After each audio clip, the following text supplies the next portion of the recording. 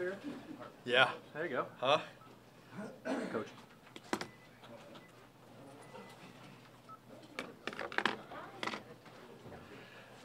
All right. Well, that was a good third day there for us in regards to wrapping it up in red zone. Saved their legs a little bit with the shorter field and you know, again, they get some repeated plays a little bit and everything kind of shuts down in regards to the space that you have. But it's good for them to realize the situational football and how to work the red zone a little bit. So legs are good. Everyone got out pretty healthy. And, you know, I overall, I think for me, really the unexpected and not knowing what you're going to get into or how these 3 days are going to go was better than expected in regards to everybody. So that's a good thing. And like we said yesterday, we just keep building on this, and now we'll get into a little bit more individualized stuff in phase 2 next week.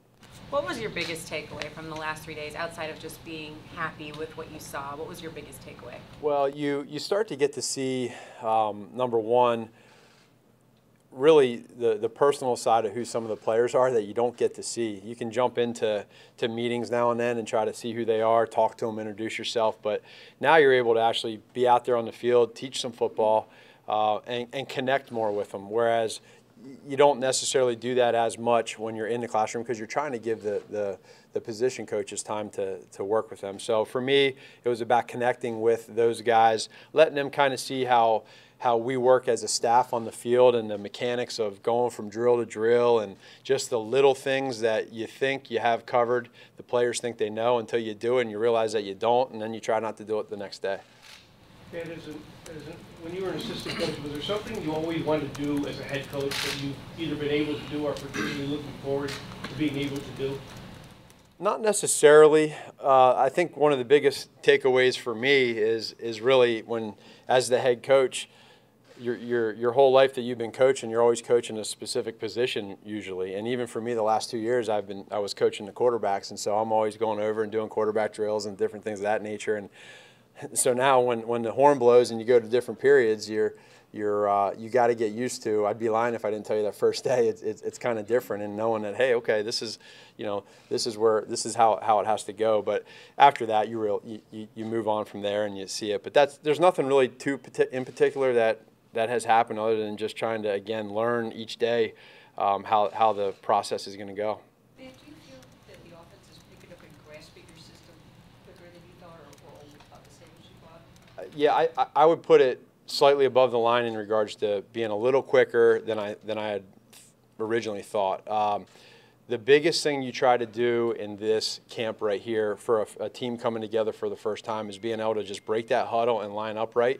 The other stuff is fluff. So if you're able to get out of the huddle, get lined up, run your routes the correct way, that's good. And now you have the adjustments that happen versus the coverages that they give you. That's the next step. Well, coming into these last 3 days, I was really impressed with the way that the guys broke out of the huddle and weren't really thinking too much. They were getting to their responsibilities, their alignments, and now we break it down on film and get to see where they're at and try to fix the issues that they have versus the defense. How important could Adam be in that red zone offense with his size to that?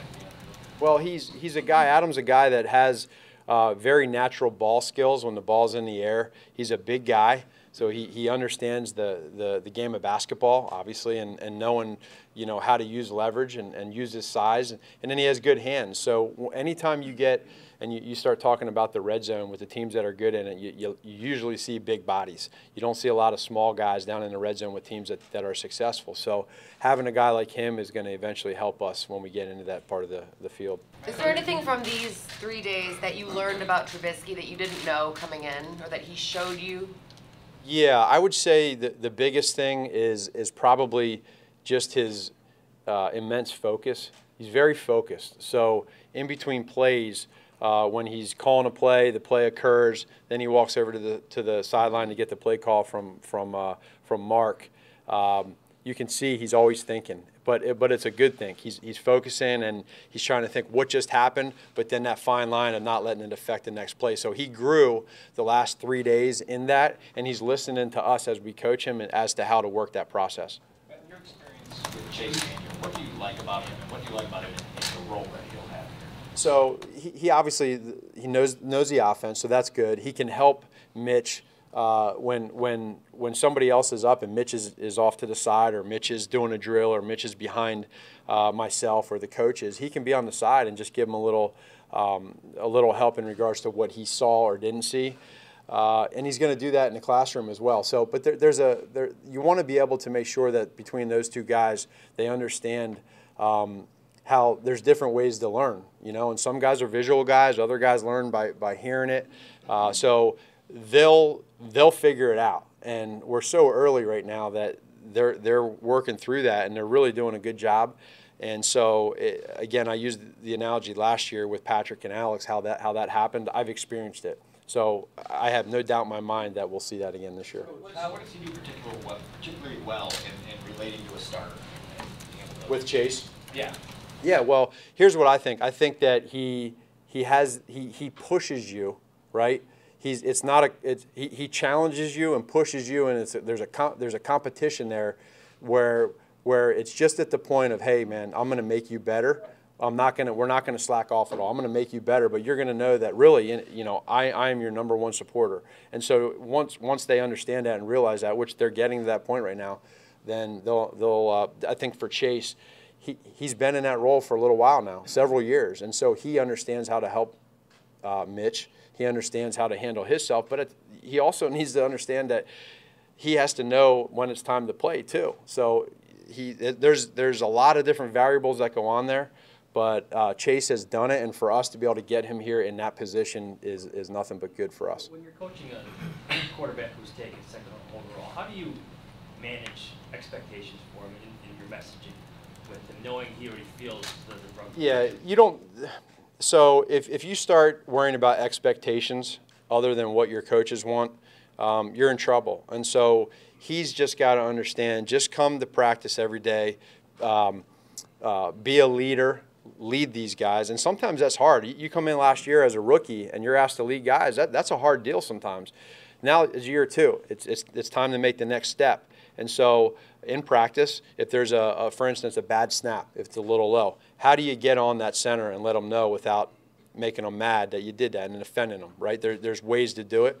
So for him just to grow as a leader, and forget the expectation. There's no expectations from him. Just go be a quarterback, play football, you know, listen to the details that we give you as coaches. And if he does that, then he has nothing to worry about with expectations. What do you make of his interactions with his teammates then, in terms of being a leader? I know it's only been 3 games. Yeah, he's growing. It's early and it's there. So he's at a point right now where all eyes are on you when you're the quarterback. So if you make a bad throw, right, or it looks like a bad throw, then everybody criticizes the quarterback. But it might have been somebody running a wrong route. It might have been somebody missing a block. There's a lot of things. So that's stuff he can't control. Next play. So just be yourself, execute the play, listen to your coaches, don't make the same mistake twice, and then let's score some touchdowns too. Where exactly is Leonard Floyd physically? Yeah, I don't know exactly where he's at. That'd be something for our training staff. But I feel good about where he's at. He's been in here, you know, really grinding every day, trying to get better, as all the guys are. So I'm not concerned about him, and I feel good about his situation. What exactly did you learn from just being on the side in practice? Secondly, did you have a verdict on Aaron Lynch? Yeah. So to answer your first question, what he can learn is being able to see the vibe and the energy and the camaraderie between the whole team, not offense, not defense, not special teams, but all of us together, how we interact, how we coach these guys. So he can see that. The second part is, with your question with Aaron Lynch, is it seems to be better than we thought, which is good. And I just, again, that's a positive thing. And those things that happen, you never know. But I feel like right now where he's at, we'll be good. Now, with the schedule coming out tonight, just wanted to ask you, obviously every game is important, there's only 16, but how much of an emphasis in your message to the team will you place on division games, especially given the past? Yeah, so division games are always important for a lot of reasons. You know, people can say the tiebreakers and things of that nature, but for us, I mean, we need to just understand that the importance that it has. And so there's so many different things that go into it, and we'll get into the details behind those four walls within us and how that works. But what you got to just be careful of, especially being a new team with new coaches, is trying to look ahead too much. So you want to be able to be excited. That's okay. That's human nature. But once that schedule comes out and we see who the first opponent is, then let's really start honing in on them and focusing in on them and knowing that you can't go 2-0 without going 1-0. There was special chemistry with Mitch and Tariq, just with both of them coming in at the same time and kind of building up to this point. What's the chemistry like? Yeah, Yeah, it's pretty good. Again, it's this thing that we have going on right now. There's a lot of individual drills. There's routes on air. There's special teams. There's stretch. So there's a lot of stuff that takes up time early in the practice, and there's not a lot of team periods right now. This is on purpose, and so you don't get as much interaction with those guys right now because the volume's not there of plays. But just knowing who those two guys are, I feel really good with where they're at, and I have no issues at all. I know that they'll work well together. Matt, there was a question before last year if Mitch was even going to play as a rookie. How much better is he off right now, learning your system based on the fact that he had those 12 starts last year? Well, so there's two thoughts of that. I think the first thought is it helps you for the speed of the game when you get to the season. Right, the speed is super fast. So anybody that sits behind for a few years, learns the offense. When they get to that first game, you can't simulate that in practice. As much as you want to try, you can't simulate it. So you get into the game, it's the first time you're seeing those live bullets. Well, for him, he's had that now. He's had that. And so is it going to make him a better quarterback than if he didn't do that last year? I can't say that, but I can say that I do think it will help him. I don't know if it's going to necessarily make him, exceptionally better in one way or the other. Man, how much of a challenge is it for Mitch, not just learning a new offense, but learning 4 or 5 new guys that he's never thrown to in a game before? Yeah, that's the timing part. And so the time, every guy runs their motions a little bit different. Every guy, smaller guys have more steps to get to 12 yards. Bigger guys have less steps to get to 12 yards, and that's timing. So that's something that he's going to have to build, and they'll do that. Every one of those guys is different, but there's not a quarterback in the NFL right now that's not dealing with that. They're all dealing with those situations. So when you have some new guys in here, hey, it's your job when you get free time to get with those guys and get it honed down and figure it out with your footwork and your timing, and then make it work in practice and obviously in the game. Matt, we saw Cody Whitehair working at center these 3 days. What do you like about him playing that position? Yeah, he's a general there at that position. He's very comfortable there. He sees the field well. A confident kid that is just really hungry to get better each and every day. So he's learning that we do put a lot of responsibility on that position, but he's handled it really well, and he's learning from one of the best in Coach Easton. Thanks, guys. Thank you.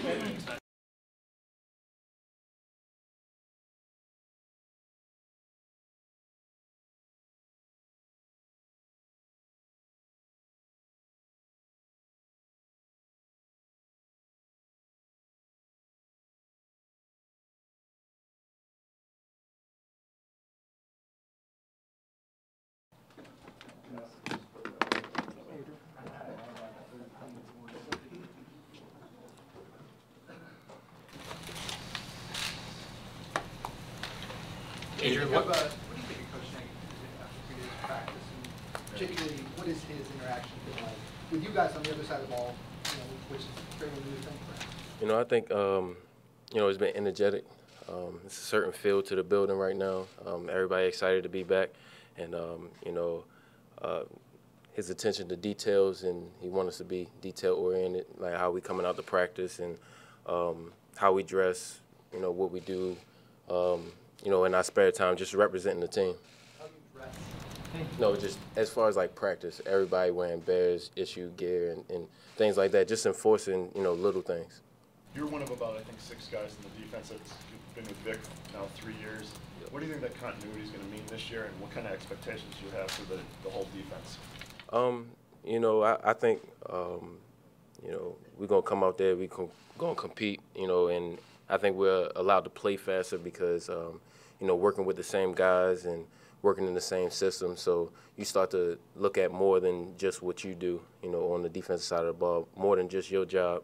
You get to know how everything ties in. Adrian, what will Chicago come to learn about Allen Robinson that you already know? Oh, you know, he's a big-time competitor. He's real competitive. He always been that way. So he's gonna come out and he's trying to win every rep, you know, of everything in the building, anything he's doing. I know he's doing rehab. He's trying to, you know, get better each and every day, and you know, he compete with that. What was your relationship with him in school? We came in the same class, and we was roommates, you know, throughout basically. So, you know, and you know, in the off season, you know, me and him, you know, worked out a lot together. I played corner, and he was the receiver. So it was a lot of one-on-ones and stuff like that. What about as a receiver? What do you feel like, you know, having covered him in those situations? What makes him such a difficult cover? Because I think he can do it all. You know, he has the routes. You know, I don't know exactly what he ran in the 40, but when he on the field, you know, he separates, you know, easily, you know, downfield, and then when the ball in the air, you know, he has that big vertical, so, you know, he go get the ball. Prince said he was a nightmare in practice when they played together in Jacksonville. When you're going up against him at Penn State, what's his, like, practice demeanor like? Just like the game, he wants to win. Like I say, he's competitive, so he wants to win every, you know, one-on-one rep, you know, to the point where you fighting out there to beat him, you know, every day. So, you know, that's just his demeanor every day. Did you feel like you made strides last year in your game personally? You know, just, you know, more comfortable, just came and competed. You know, I think we were better as a defense as a whole, and we were making, you know, a lot more plays. And, you know, I think, you know, I got a couple of right bounces running to the ball, and, you know, just the same, you know, I have the same mentality, just, you know, a year better, a year more improved. And, you know, now I'm working on more and more details and, you know, focusing on little things that can make me better. Ryan Pace had said a couple months ago that there have been behind-the-scenes discussions about a contract extension for you. Are you aware of those talks or anything in motion, and what would that mean to you if that happened? No, I'm just focused on football. You know, just come out here and play football. I can't worry about that. When you start worrying about that, you're not focusing on yourself and, you know, how I can get better. So, you know, that's what I'm out here doing, just lifting, running, working on that playbook, and, you know, trying to be a great teammate. So you haven't heard anything about that at all? No, I don't get it, no. What signs do you see that the defense is climbing and sort of on the rise? I feel like the communication is different. You know, it's more advanced communication between one another. You know, as far as the linebackers, secondary, you know, D-line, just everybody understanding more of what each other's responsibilities are. Experience learning under Vic. What strikes you about him as a coordinator? You know, he puts you in, you know, great position, you know, 90% of the time. You know, no defensive coordinator can put you in there 100% of the time, but you have to make the plays and make your one-on-one. So he teaches us a lot about football, you know, in general. Yeah, I learned a lot about what offenses do, and then, you know, why we do certain things in certain coverages. What are some of the details, the little things you want to work on to take you to the next level and take that next step? You know, in the football aspect, just you know, continue to learn offenses, what they like to do. You know, the concepts, the route concepts. When am I expecting this? How to watch film better. So, you know, I know when that route is being ran, and, you know, down the distance, and you know, offensive coordinators, playing styles and stuff like that when in the football aspect. And then, you know, personally, as far as, you know, just everything you can improve with. You know, you can improve with your back pedal, you can improve with your brakes, you can, you know, improve with your conditioning, stuff like that. Anything else? Thank you. Thank you.